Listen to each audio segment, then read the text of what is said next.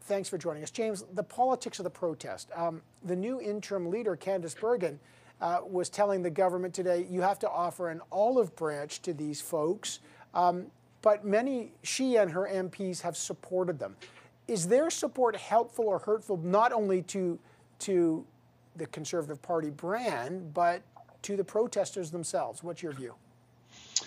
Well, it might help the protesters a little bit, but I think it net hurts the Conservatives. Look, this I think movement, such as it is, jumped the shark, in my view, a long time ago. What began as a reasonable opposition to a regulatory agreement between Canada and the United States on cross-border trucking of mandates on vaccinations that was developed in a pre-Omicron environment. You could say that, well, that's kind of an overreach. Maybe rapid testing makes sense. But this has morphed and twisted and turned over the last couple of weeks into all kinds of different things. So, is the protest reasonable? Well, it depends on, frankly, who you talk to in the protest and what their exact asks are.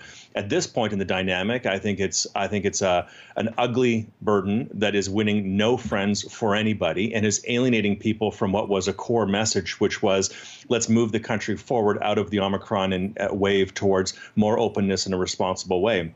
Now it's to the point where you have cities being held hostage. And I just tell you, look, if you have trucks rolling into downtown Toronto and you have kids recovering from surgery in Sick Kids Hospital in downtown Toronto, and they can't recover from their cancer surgeries because there's trucks blaring their horns outside, this movement will whatever support that they had from the public will evaporate overnight.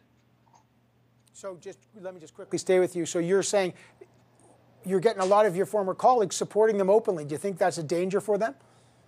I think so, absolutely, because I don't know how this is going to end, and I know that there are certainly some anxious people, but I think it's a mistake. I think it's fine to side with people who have anxiety about closing it down and the border issues and some of the pragmatic issues of vaccine mandates. That's an entirely separate conversation from what's happening now. And I think if a bunch of people were locking down downtown Ottawa, honking their horns all night for a week, burdening small businesses and doing it in this kind of a way, and they were advocating for an issue that it was 80% in support of a position that the Conservatives had, the Conservatives would ask for the blockade to be removed by bulldozers overnight.